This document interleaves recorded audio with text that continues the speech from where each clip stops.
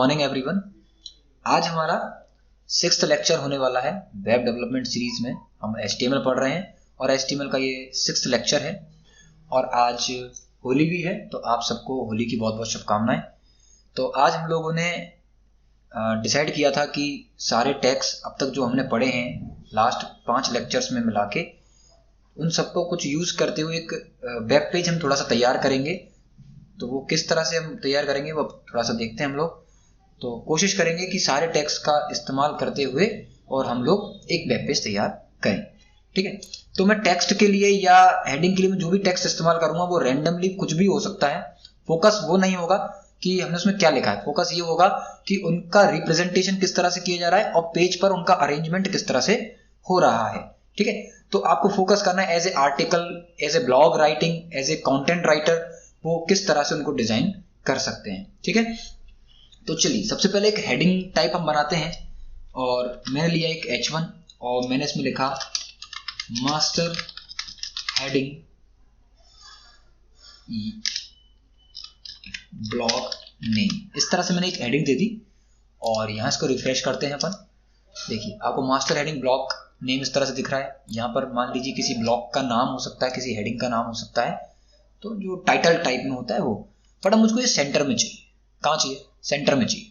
तो सेंटर में करने के लिए मैं क्या कर सकता हूँ, इस H1 को ना एक HTML का टैग होता है जिसे बोलते हैं हम सेंटर टैग। क्या बोलते हैं? Centre tag. तो सेंटर टैग के अंदर अगर हम इसको रखें तो जो भी कंटेंट आपने इसके अंदर डाला है वो पेज के बिल्कुल बीचों बीच आ जाता है। देखिए इस तरह से, ठीक है। तो आपको यहाँ पर एक नया टैग देखने को मिल गया, सेंटर टैग। इसके बाद मुझे इसमें एक पैराग्राफ लिखना है। लास्ट इस लाइन के नीचे एक पैराग्राफ डालना है। तो पैराग्राफ में मैं लॉरेम का डेटा ले लेता हूँ और यहाँ से ना लॉरेम का डेटा थोड़ा मैं कम कर देता हूँ, लाइक इस तरह से। इसको मैंने रन करवाना है। अब देखिए ये लॉरेम का पैराग्राफ यहाँ आ रहा है, मुझे ये भी सेंटर में चाहिए। कहाँ चाहिए? सेंटर में। तो आप बोलोगे कि ठीक है एक बार और सेंटर चालू कर लीजिए, बट नहीं। तो हम क्या करेंगे, H1 और P को सेंटर के अंदर ही रख लेंगे एक साथ, ठीक। इस तरह से आप देखिए ये मैंने इनको इंडेंट कर दिया सही तरीके से, आपको दिख रहा होगा। सेंटर के बीच में इनको मैंने रख दिया है और अब जाके पेज को रिफ्रेश करेंगे तो ये दोनों लाइनें आपको यहाँ दिखेंगी। ओके, यहाँ तक भी ठीक है। अब इसके बाद मैं चाहता हूं कि एक हेडिंग बनाई जाए नेक्स्ट लाइन से, ओके, और उसमें एक पैराग्राफ हो, ठीक है। तो मैंने लिया एक H2 सिंगल हेडिंग ले ली, H2 वाली, और इसमें ले ली मैंने सब हेडिंग कंटेंट, ठीक है। मैंने सब हेडिंग कंटेंट लिखा।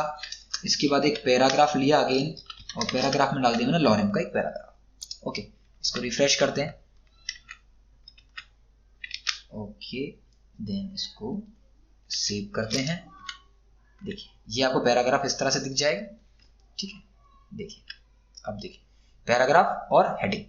अब मुझे ना इस पैराग्राफ के अंदर एक ब्लॉक कोट्स लिखना है या फिर मुझे एक कोटेशन बनानी है, ठीक है। तो मैं एक काम करता हूं, इसमें ना एक पैराग्राफ और ऐड करता हूं, लाइक दिस। ऐसा कुछ डेटा हो सकता है इतना सारा हमारे पास, तो ये 2 पैराग्राफ यहां पर हम लोग ऐड करेंगे। ओके,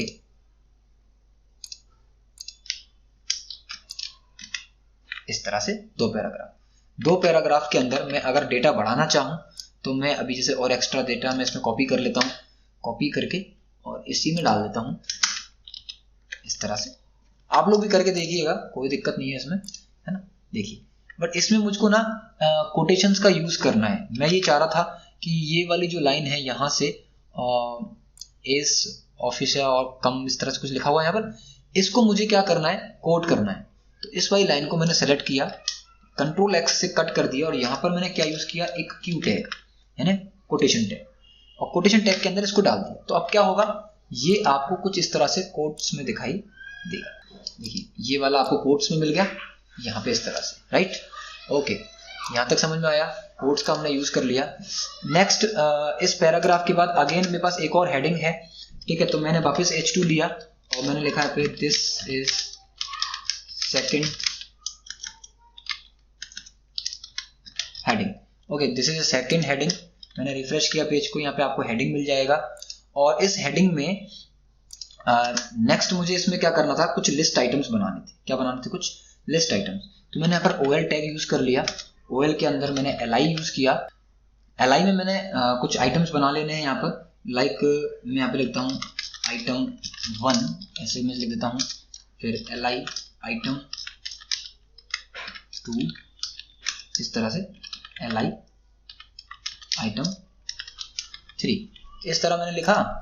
इसको मैंने रिफ्रेश किया तो देखो यहाँ पर आपको आइटम्स दिख जाएंगे 1 2 3, है ना। ओके, बट अब मुझे ना 1 के अंदर यहाँ पर 1 के साथ साथ मुझे कुछ पैराग्राफिंग करनी है या फिर मुझे कुछ डेटा रखना है, तो मैं इसको कुछ सब हेडिंग्स में कन्वर्ट करना चाहता था। तो मैंने क्या बोला, आइटम 1 को ना H3 में रख लीजिए, और H3 में इसको मैंने इस तरह डाल दिया और इसमें एक पैराग्राफ यूज कर लिया और यहाँ पर रख दिया लॉरेन का एक पैराग्राफ। सेम इसी तरह से आइटम 2 को भी मैंने किस में डाल दिया, एक H3 में डाल दिया, ठीक है। और इसमें भी एक पैराग्राफ मैंने यूज कर लिया। ओके, सेम यही काम मैंने तीसरे आइटम में भी किया।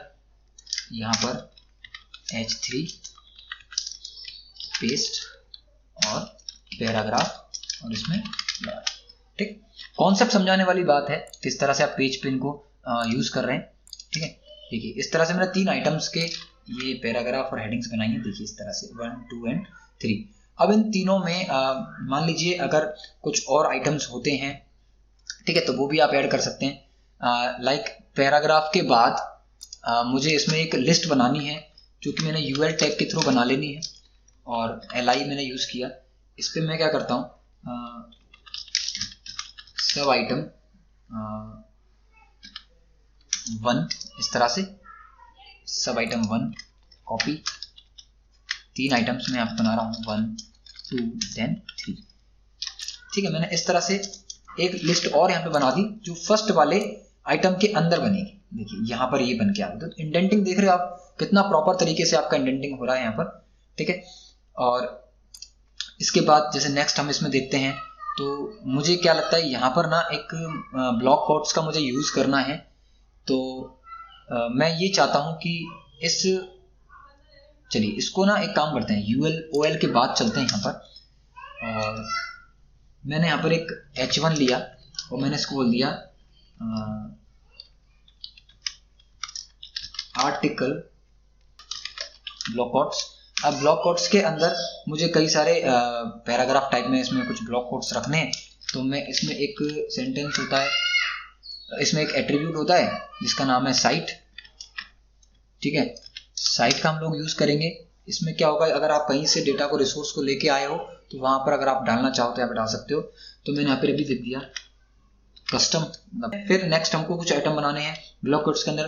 तो मैंने लिया यहाँ पर H4 ले लिया और H4 में लिख दिया मैंने डिस्क्रिप्शन 1 मैंने लिखा, और H4 के बाद यहाँ पर एक P टैग लिया, P टैग में लिख दिया मैंने लॉरेन, ठीक है। इस तरह से मैं ब्लॉक कोट्स का इस्तेमाल करके भी इसमें काम कर रहा हूँ। तो आप देखेंगे इस तरह से डिस्क्रिप्शन और ये ब्लॉक कोट्स का काम कर रहा है यहाँ पर, ठीक है। इस तरह से आप लोग ये यूज कर सकते हो ब्लॉक कोट्स, ठीक है। अगर मैं इनको यहाँ से सिंगल हटा दूँ, ठीक है, और आपसे कहूँ कि भाई आप यहाँ पर डायरेक्ट कुछ पैराग्राफ लिख दीजिए ब्लॉक कोट्स के अंदर, तो आप देखोगे